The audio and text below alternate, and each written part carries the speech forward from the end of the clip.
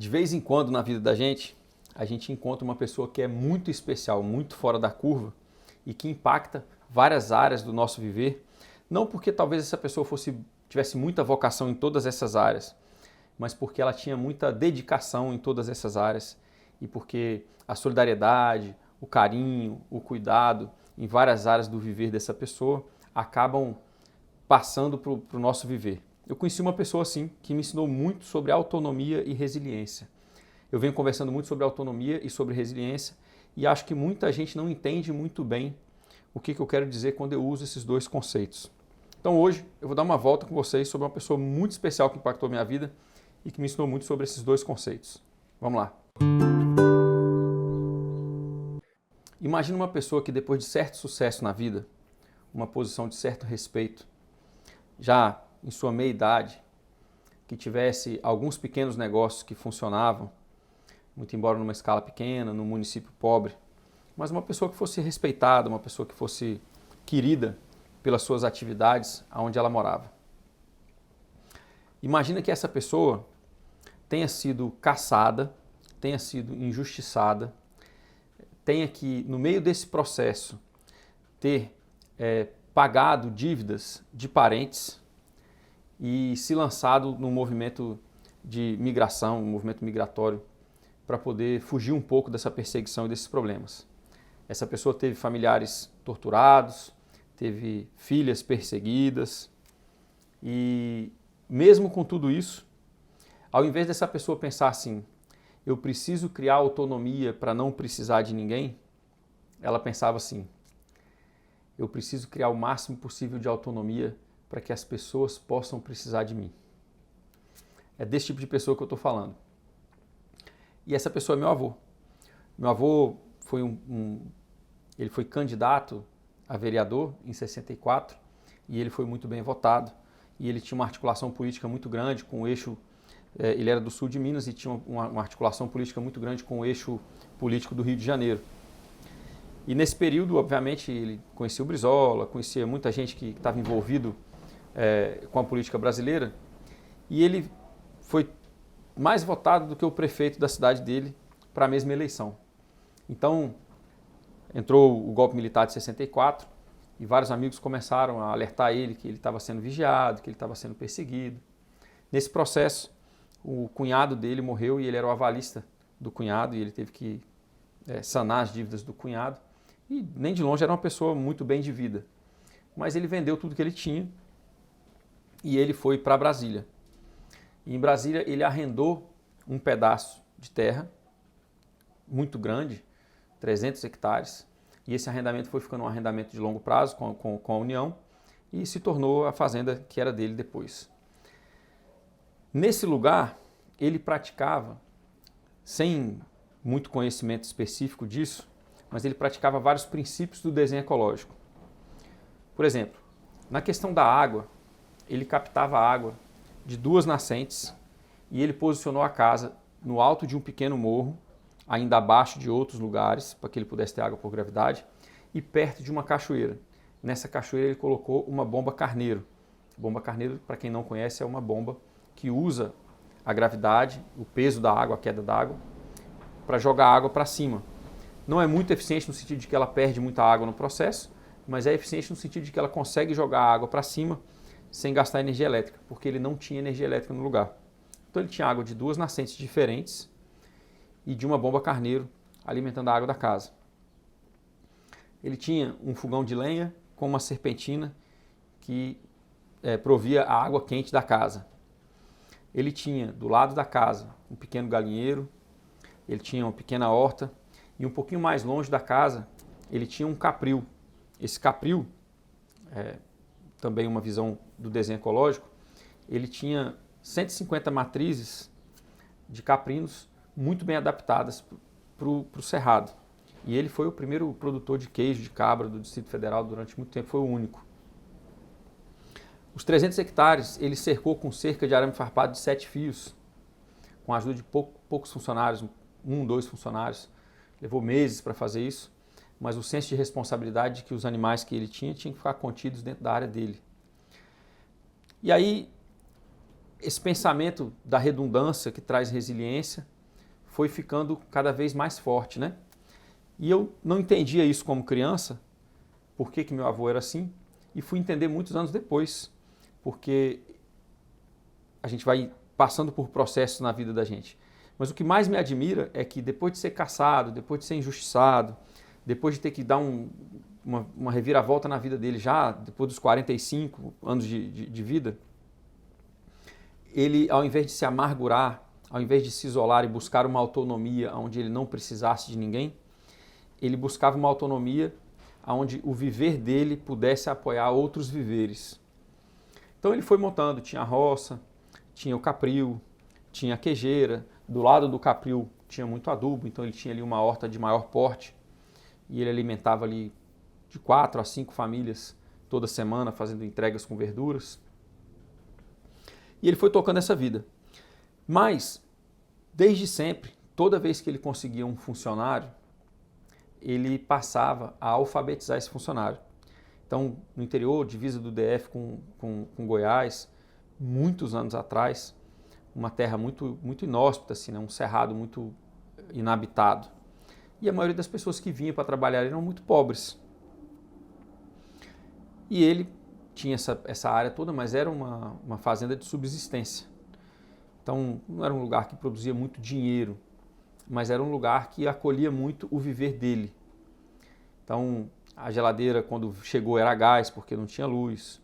A gente conservava a carne, fazendo a cura da carne, carne de sol, carne, né, salgava a carne para curar, ou então a carne do porco na lata, né?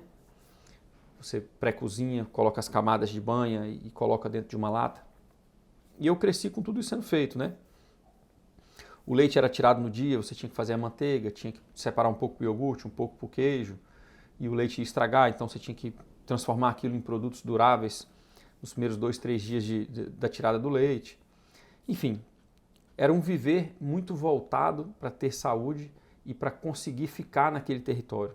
Mas mais do que isso, era para que aquele território pudesse amparar outras pessoas. E aí, no sentido da autonomia, o que ele fez com o lugar? Ele criou um lugar que servia de apoio para outras pessoas, mesmo um lugar sendo muito isolado. No começo eram 2 riachos que a gente tinha que cruzar, eram 7 quilômetros a pé, o ônibus que passava na estrada passava só uma vez por dia e a gente não sabia o horário. Muitas vezes eu lembro de eu pegar essa estrada com ele e chorava, pô, eu tô cansado. E aí ele me colocava no lombo dele, assim, no pescoço, e me carregava e tal. Então, eu tenho muitas memórias de não entender porquê daquela dificuldade, mas tenho muitas memórias afetivas de passar por tudo aquilo com um sentido de muita felicidade, de muita ludicidade, de muito amparo. E é um pouquinho sobre isso que eu quero conversar hoje, na questão da autonomia e da resiliência. Na questão dos animais, ele fazia com que o ciclo dos animais tivesse uma complementaridade. Isso é sobre autonomia, isso é sobre resiliência. Eu vou explicando os conceitos para vocês no decorrer dessa história. Então, ele tirava leite todo dia. Esse leite tinha que ser feito um queijo, tinha que ser feito uma manteiga. Aí você sobra o soro. O soro, ele alimentava com um pouquinho do leite e um pouquinho do soro, ele alimentava os gatos. Os gatos ficavam alimentados no paiol. O paiol era palafitado, tinha um cone de lata em volta, um cano de metal em volta para que não pudesse, para que os ratos não pudessem subir. E os gatos eram alimentados ali porque a função dos gatos era proteger o paiol. No paiol a gente guardava o milho das safras daquele ano e o feijão. O feijão a gente colhia nos pastos mais longes, os cupinzeiros, a gente catava a terra do cupim, peneirava essa terra do cupim e aí jogava dentro do saco de feijão. A terra do cupim tem um fungicida e tem um tipo de defensivo natural dos cupins que faz com que a broca não venha no feijão. Então, nesse paiol ficavam os gatos que tomavam conta dos produtos da roça. Do lado ficava a quejeira. Descendo a gente ia para casa e aí a casa tinha toda essa função de conseguir acolher a minha avó, que andava menos do que ele na propriedade, então tinha uma pequena horta para ela, tinha um pequeno galinheiro para ela e um pomar em volta da casa toda. Então, quando ele começou a chamar pessoas para poder trabalhar com ele se deparou com essa situação de que as pessoas não tinham alfabetização. Isso dificultava muito, porque você não podia deixar um bilhete, você não podia anotar uma coisa que faltasse. Dificultava muito você manter uma gestão de tudo. E aí ele começou então a fazer um programa de alfabetização de todo funcionário que passava lá. Ele tinha em média 1 a 2 funcionários no máximo a cada dado momento do ano ou ao longo dos anos. E eu lembro dessa discussão uma vez que minha avó virou para ele e falou assim: Maninho, você precisa parar com isso, porque você alfabetiza os funcionários e eles saem daqui e vão pegar um emprego melhor. E você perde os melhores funcionários que a gente já teve, você sempre perde eles para outras pessoas que podem pagar mais, porque você alfabetizou os funcionários. E ele parava assim e falava assim: Maria, essa é a nossa função. Se ele sai daqui e consegue um trabalho melhor, se ele sai daqui e a vida dele melhorou, é porque a fazenda ajudou ele. E eu fico satisfeito com isso. Quando vier outra pessoa, eu ensino a ler de novo. E ele fez isso com vários funcionários. E aí tinha uma outra brincadeira dele também, que ele falava o seguinte, que nas tardes de chuva, de noite, não tinha muito o que fazer, a gente jogava muito buraco. E ele falava assim: e tem outra coisa, Maria, a gente precisa ensinar esse povo a ler, porque senão a gente vai jogar buraco com quem? Então, parece um pensamento simples, mas ele informa muito sobre o nosso tempo. As pessoas têm planejado transições, as pessoas têm ido para o campo e elas perguntam o que a região tem para oferecer para elas.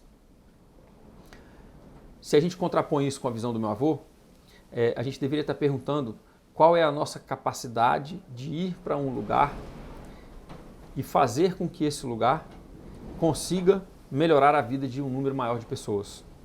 Então, ao invés de pensar o que já tem pronto no lugar para que eu possa chegar e me estabelecer, a gente pense na complementaridade do que tem no lugar, mas também do que a gente pode oferecer.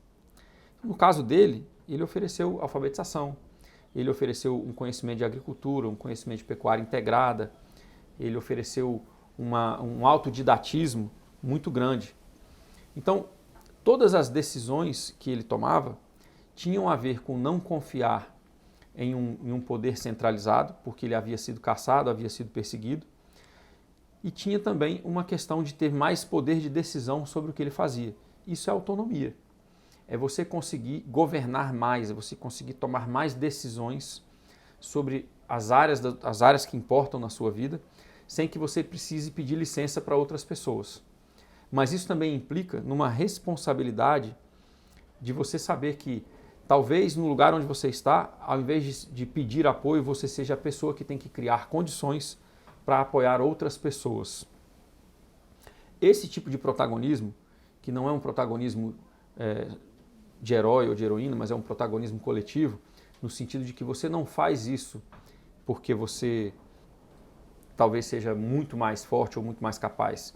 Você faz isso porque você teve a sensibilidade de perceber a necessidade desse amparo, desse tipo de cultura para aquele lugar. Então isso é uma lição de autonomia. Isso é uma lição de resiliência. Por que resiliência? Eram 2 riachos, era um isolamento geográfico muito grande, então a gente ficava incomunicável por muito tempo. Muitas vezes, quando tinha muita chuva, muita enxurrada, a gente não conseguia cruzar os riachos, então a gente ficava literalmente isolado pelas enchentes. E esse tipo de viver, aonde você sabe que você não pode confiar nos poderes centralizados e que você precisa criar na sua vida dispositivos que te tragam segurança alimentar, soberania alimentar, que te tragam eficiência energética, que te tragam capacidade de ser uma pessoa que nutre, uma pessoa que fomenta o polo cultural, de alfabetizar, de trazer música, de trazer leitura, de trazer capacidade de lazer que exercita o intelecto, né? Então isso tudo é sobre criar resiliência, porque você pode passar por situações de isolamento, situações onde o que as pessoas consideram ser o normal não esteja mais presente na sua vida, e você precisa poder conseguir passar por esses momentos até que você volte a um normal. Não o normal que a sociedade convencionou, mas o normal que você estabeleceu para a sua vida. E é curioso que acho que éramos 9 netos ou mais, e pouquíssimos ficaram com essa relação com o campo. O meu irmão, que é 15 anos mais novo do que eu, conviveu um pouco já com meu avô mais para o final da vida dele, e hoje é quem toma conta da fazenda e faz da fazenda o seu viver. Eu trabalho com planejamento rural e tenho muito claro em mim a necessidade desses valores de autonomia e resiliência, e tenho dentro do meu histórico familiar as evidências que me bastam para saber que eu não posso confiar em poderes centralizados para cuidar de mim, para cuidar da minha saúde e para garantir a minha autonomia e a minha soberania sobre os territórios em que eu gosto de viver. Então, quando eu falo de autonomia, é sobre isso. É sobre você ter um poder de decisão cada vez maior sobre as áreas que importam para o seu viver. Isso não traz uma liberdade infinita. Isso traz uma responsabilidade muito grande, porque você tem um poder maior sobre o que você pode comer na medida em que você planta cada vez mais do que você come. Você tem um poder maior sobre como você cuida do solo da sua propriedade na medida em que você sabe cuidar da saúde dos animais. E esses animais vão te ajudar a fertilizar essa propriedade. E na medida em que você tem os animais te ajudando a cuidar da propriedade e construindo a sua soberania alimentar, você cria com eles um pacto diário de cuidado e responsabilidade. Então, o aumento da autonomia, ele não traz um aumento da liberdade no sentido consumista da nossa vida. Ele traz um aumento da responsabilidade, mas ela pode ser uma responsabilidade prazerosa. Meu avô, por exemplo, usou muitas das atividades que ele tinha que fazer diariamente para educar os netos. No meu caso, eu perdi meu pai muito novo, meu pai morreu com 41 anos, e o meu avô foi a minha figura paterna. E ele usava dessas tarefas diárias para me educar. Falava muito pouco, era praticamente um mudo, mas muito carinhoso, muito cuidadoso nos gestos, nos cuidados. E muitas lições que me foram passadas tinham intervalos de 30 dias, de 45 dias, às vezes de muitos meses. Quando ele chegava para mim e falava assim, lembra quando eu te falei X, Y, Z? Eu falo, lembro, vô. Pois é sobre isso. Então ele tinha essa paciência de esperar os ciclos das coisas se completarem para poder me educar. Mas ele usou dessa responsabilidade, ele usou dessas responsabilidades que vêm como uma necessidade, como um pré-requisito para que a gente tenha mais autonomia, para criar uma relação entre as gerações da família, para passar um conhecimento muito necessário, muito pertinente, inclusive para hoje, onde a maioria das pessoas está alienada do que elas realmente precisam fazer para viver. E ele usava essas tarefas também como turismo, também como lazer, como uma forma de entreter a família. A gente tinha várias pessoas que vinham visitar a fazenda, pessoas que não são da família, que até hoje falam dele. Teve um episódio, alguns anos atrás, uma pessoa parou minha mãe e falou assim, a senhora é filha do seu maninho? Ela falou, sou filha do seu maninho. Desculpa eu perguntar isso, mas ele era tão bom, uma pessoa tão desapegada, que eu preciso te perguntar isso. Ele morreu na miséria? E ele não morreu na miséria. Mas qual que é a visão? A pessoa tinha uma visão que uma pessoa tão boa, uma pessoa que prestava tantos serviços para a comunidade, dava carona para todo mundo, levava as pessoas para o hospital, levava para a escola, ajudava quando tinha um animal machucado. Então as pessoas tinham uma noção de que talvez ele fosse morrer na miséria, porque ele era tão desapegado, ele era tão dado para atender as pessoas, que talvez ele fosse ficar com pouco. E na verdade, no final da vida, ele ficou com muito, porque as pessoas passaram a ajudar ele foi conseguindo, na segunda metade da vida dele, empreender e ter lições com os empreendimentos que ele teve muito sucesso. E já para o final da vida dele, ele já tinha parado de produzir o queijo, ele já tinha parado de produzir hortaliças, e já estava mais velhinho cuidando da fazenda, e ainda assim ele plantava árvores. E aí, uma das lições finais assim dele, né, que a minha avó falava assim, mas maninho, você está plantando árvore, isso é uma jabuticaba, isso vai demorar 10, 15, 20 anos para dar uma jabuticaba, você não vai comer isso. E parece que é jargão, porque hoje em dia tem muito disso na internet, mas é verdade. Ele falou assim, Maria, a gente não planta árvore para a gente planta árvore para os outros. Hoje, essas jabuticabeiras que ele plantou, dão para a gente a possibilidade, por exemplo, da produção do licor de jabuticaba, que é vendido lá na Fazenda Bela, e é um licor maravilhoso. Em 3 momentos diferentes da vida dele, ao longo de uns 50 anos na fazenda, ele desenvolveu 3, 4 casas. Em cada lugar desse da fazenda tem um pomar, teve uma horta e teve um cuidado com o lugar. Então, a lição de hoje que eu quero trazer para vocês, que eu aprendi muito com meu avô, é que autonomia exige disciplina e responsabilidade. Aumentar a nossa autonomia não é sobre poder tomar qualquer decisão nas áreas mais importantes da nossa vida, à revelia de tudo. É o contrário.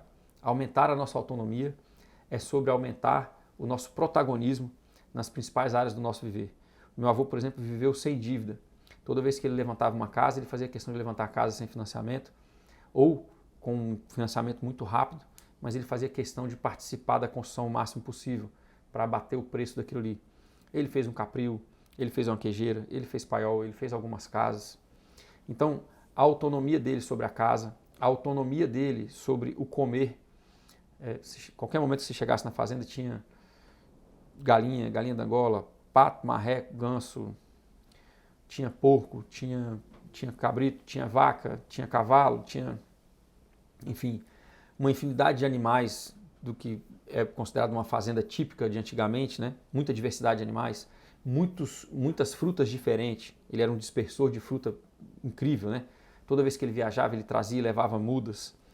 Então, a autonomia sobre a alimentação dele requeria dele uma ação muito diária, muito disciplinada.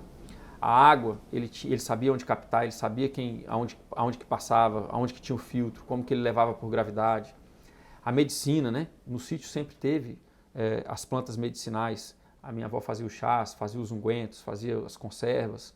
A gente muitas vezes se machucava, muitas vezes se acidentava e ela tinha tudo ali, uma farmácia natural para atender a gente. A questão da mobilidade, né?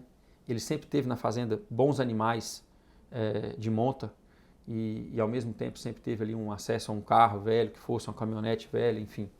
Mas ele tinha uma garantia de que ele conseguia se locomover e essas viagens tinham que acumular funções. Uma viagem que passava num veterinário, que passava num lugar para comprar um sal, que dava carona para alguém e que já voltava arrebanhando outras pessoas. Então, fazia valer aquela mobilidade, aquele uso daquele veículo. E ao mesmo tempo que muitas vezes ele usava era o cavalo, ou ele tinha ele montava muito um burro, durante muito tempo ele montou um burro, chamava Moreno. Então ele tinha esse cuidado com a mobilidade. Veja bem que nas 5 áreas essenciais do viver, a moradia, a alimentação, a água, a saúde e a mobilidade, ele teve muita autonomia e muita resiliência. Mas isso não vem com muita facilidade. Isso vem com muito envolvimento, com muita disciplina, com muita dedicação. É preciso gostar, é preciso se envolver, é preciso se apaixonar pela liberdade que a autonomia traz. Não é uma liberdade do mundo consumista. É uma liberdade que, ao procurar autonomia, você não procura autonomia para ser independente das outras pessoas. Você procura autonomia para que o seu viver possa ser a fonte de inspiração para amparar outras pessoas. Então, fica aqui para vocês um relato, nesse mês que era o mês de aniversário dele, do vovô Maninho e as lições de resiliência e de autonomia que ele deixou para mim nas áreas que importam no nosso viver. E aqui tem uma outra área muito importante, né? Os laços familiares, a maneira com que a gente inspira outras pessoas e a maneira com que a gente pode educar os jovens a gostar do campo, ao invés de achar que quem vive no campo é uma pessoa atrasada, é um jeca tatu, é um caipira. É o contrário. Ele era uma pessoa extremamente talentosa, muito lido, muito culto e aproveitava do campo para que a contemplação, a leitura e a reflexão construísse um viver cada vez mais tranquilo e um viver cada vez mais capaz de apoiar outras pessoas, como eu falei. Fica essa homenagem aí então para vocês, um pouquinho da história do vovô Maninho, de como é que ele levava as questões na vida dele. E agora no final, eu me recordo um pouquinho do Paulinho da Viola. Não tem muito a ver com o vovô Maninho, a não ser pelo fato que o vovô Maninho também gostava de samba. Mas o Paulinho da Viola, quando perguntavam para ele assim, né, tem um trecho de um documentário dele, onde perguntam para ele do Pixinguinha, do Donga, das pessoas que influenciaram ele no chorinho, no samba, as pessoas que já morreram, né? E ele falava assim, a obra dessas pessoas está viva. E enquanto eu mantenho a obra dessas pessoas viva em mim, essas pessoas vivem em mim. Então, hoje o vovô Maninho ganhou aí um pouquinho mais de espaço de vida com vocês. E se essa história e essas reflexões sobre autonomia e resiliência batem para você, né? Se elas contribuem para você, comenta, compartilha, se inscreve, manda uma mensagem para mim de como foi essa história para vocês. Eu faço questão de continuar o diálogo. Abraço.